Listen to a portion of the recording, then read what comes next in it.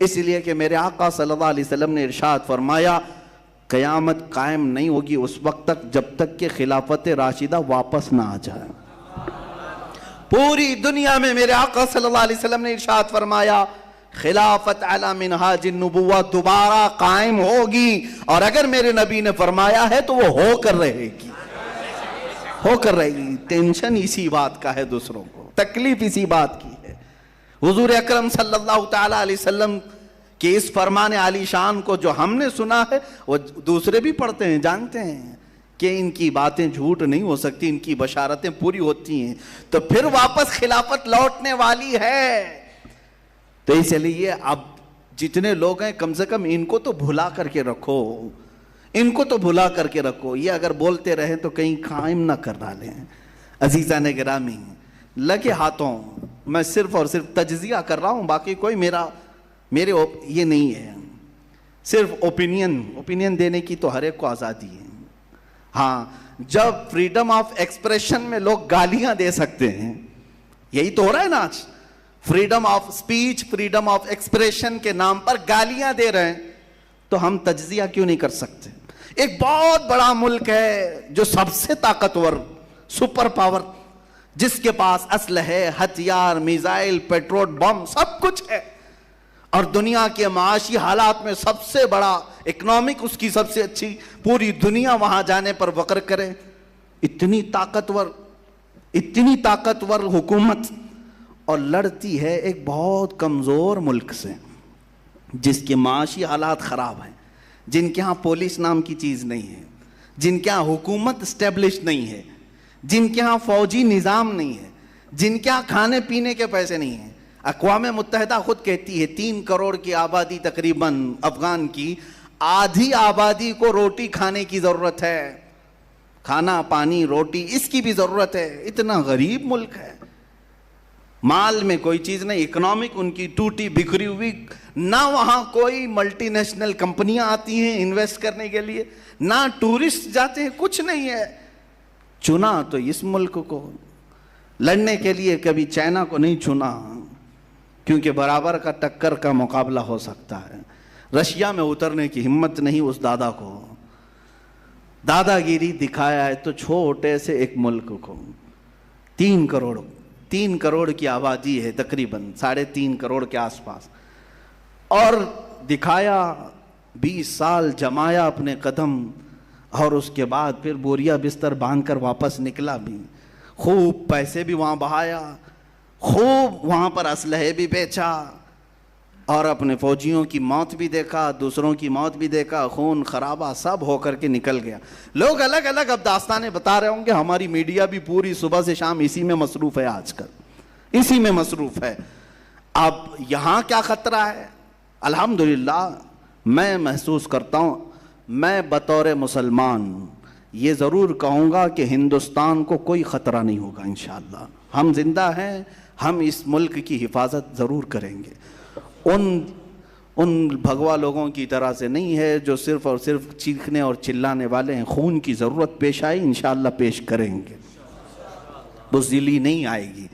لیکن بات تجزیے کی کہہ رہا ہوں، چھوٹا ملک، بہت بڑی طاقت، مقابلہ سمجھ میں نہیں آتا. اور خود اکیلا بھی نہیں، نیٹو فوجیں پوری لے کر، تقریباً 40 کنٹریز کی فوجیں لے کر کے اتر رہے ہیں. مارا بھی، توڑا بھی، ختم بھی کیا.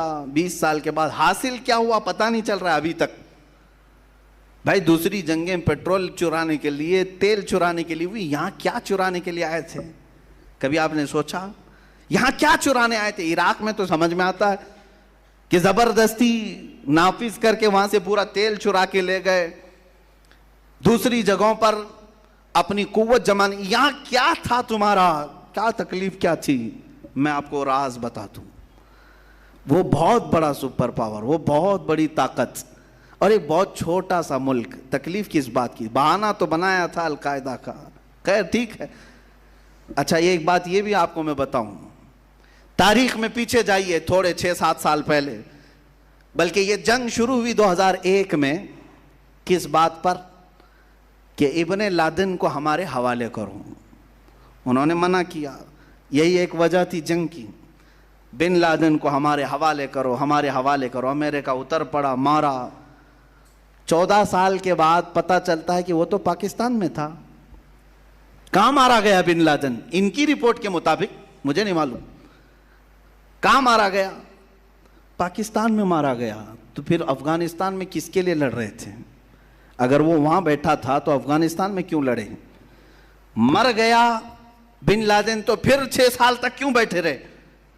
یہ ایک راز ہے میرے عزیزو۔ نہ بن لادن کی ضرورت تھی ان کو، نہ کسی اور جماعت کی ضرورت تھی۔ میں جو محسوس کرتا ہوں وہ صرف یہ ہے کہ وہ بشارت مصطفیٰ تھی۔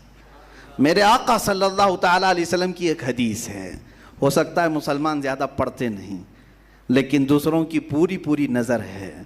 حضور پاک صلی اللہ علیہ وسلم نے فرمایا قیامت کے قریب خراسان سے ایک جماعت نکلے گی۔ یہ حدیث پاک، خراسان سے ایک جماعت نکلے گی اور وہ جھنڈے لہراتے ہوئے آئے گی، سیدھے بیت المقدس پر گاڑ دے گی۔ یہ حدیث ہے، یہ وہ سننا نہیں چاہیں گے، میں پھر سے پڑھتا ہوں حدیث۔